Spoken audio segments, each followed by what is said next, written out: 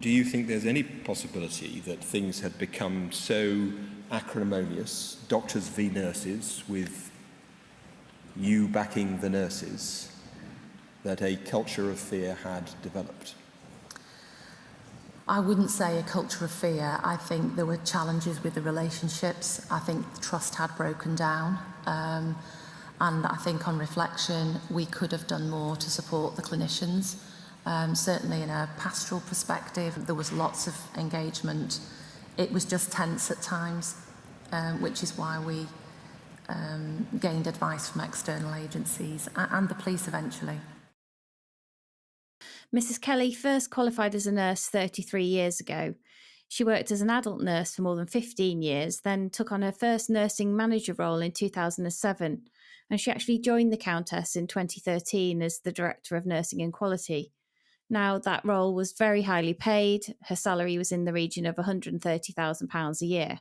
She told the inquiry that it was a serious and a very busy job, and she said she had a wide-ranging portfolio. She said she had responsibility for 1,000 nurses and midwives, and a year after she started at the Countess, she was named one of the top 50 nursing leaders in the country by Nursing Times. She actually made a point during her evidence to say that although she had a desk job, she still tried to work on the wards from time to time to give her an appreciation of what it was still like on the shop floor. And she also said she chose to wear her nurse's uniform to work.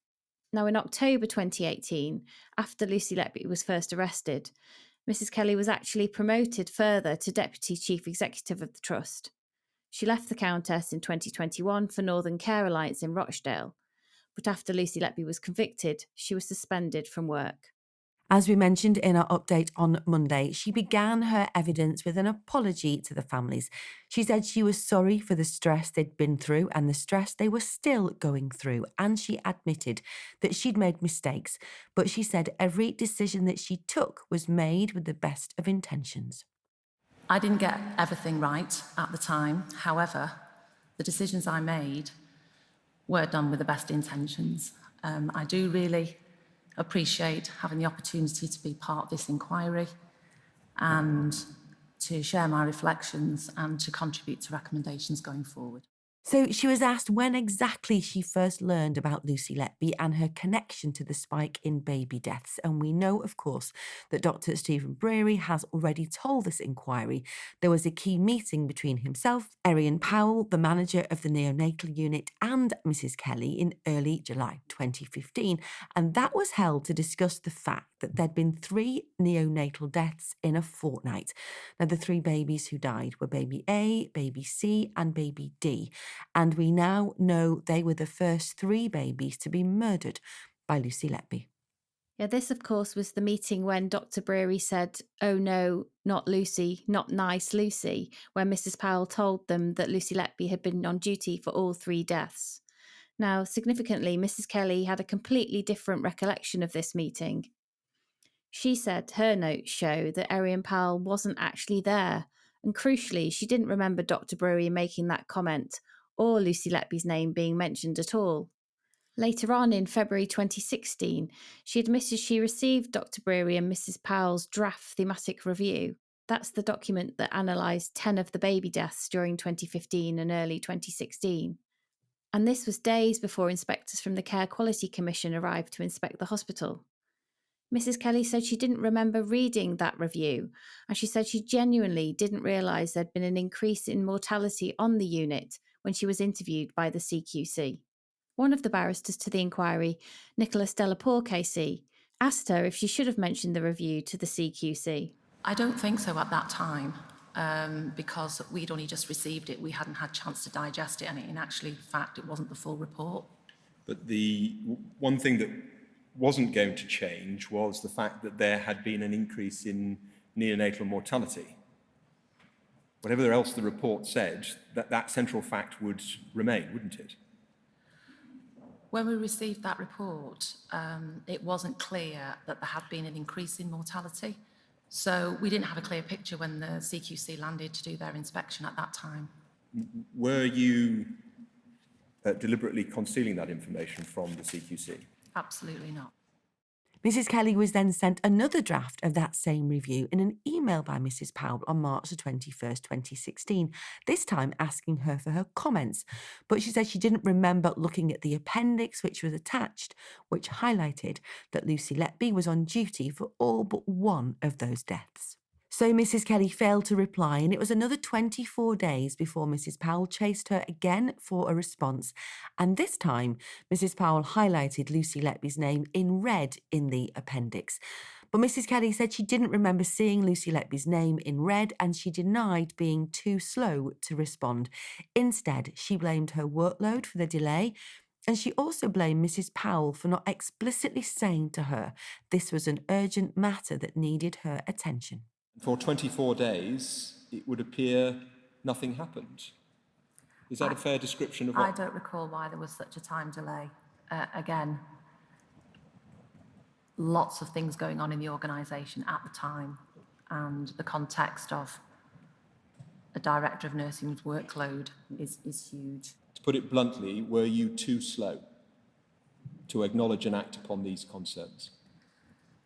I think at the time, and I've reflected on this, because it does feel that it's a big delay, it could have been looked at in a much more timely way. So, again, just focus on my question. Were you too slow? I don't think I was, to be honest. I think if somebody's got something so urgent they want me to see, then why not come to my office, or why not phone me up? Unfortunately, with emails, everything gets lost in hundreds of emails that everybody gets every day.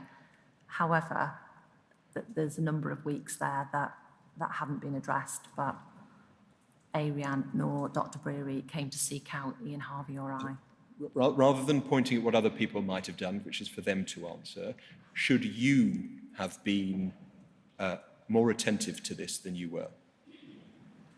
Looking back now, maybe I should have been, yes.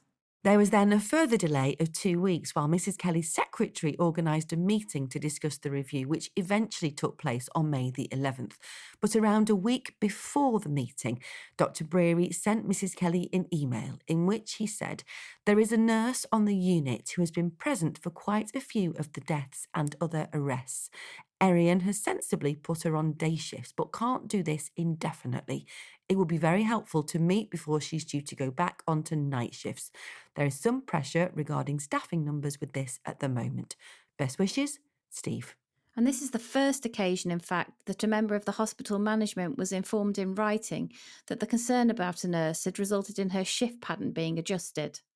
Mrs. Kelly responded immediately. Actually, within 4 minutes, she had emailed Karen Rees, the Director of Nursing for Urgent Care.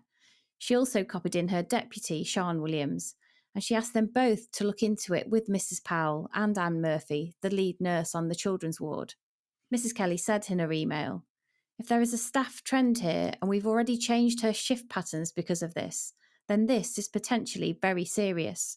I will check the report they sent through. I did not notice that there was a staff trend."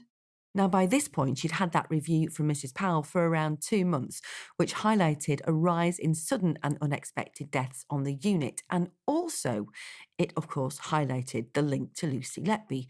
But Mrs. Kelly said she thought the concern was around pressure on staffing numbers rather than any concerns about Lucy Letby's practice or the deaths being from unnatural causes. So when the meeting did take place on May the 11th, we've been told that Mrs. Powell was vociferous in her support for Lucy Letby. Mrs. Kelly said, she remembered her being passionate but professional, and her notes from that meeting stated there was no hard evidence against Lucy Letby. She said the doctors were talking about gut feelings and draws of doom, which didn't give her the confidence that she had the information that she needed. The outcome, though, from that meeting was that she was reassured that there was nothing to be concerned about in terms of Lucy Letby's practice, and instead, the decision was made to report any more serious deteriorations or collapses, effectively an approach of watching and waiting. And another meeting was scheduled for July. Now, she said her understanding was Dr. Breary was content with this as a plan, but we know now he told the other consultants afterwards that the pushback in that meeting had been so severe that he didn't feel he could object.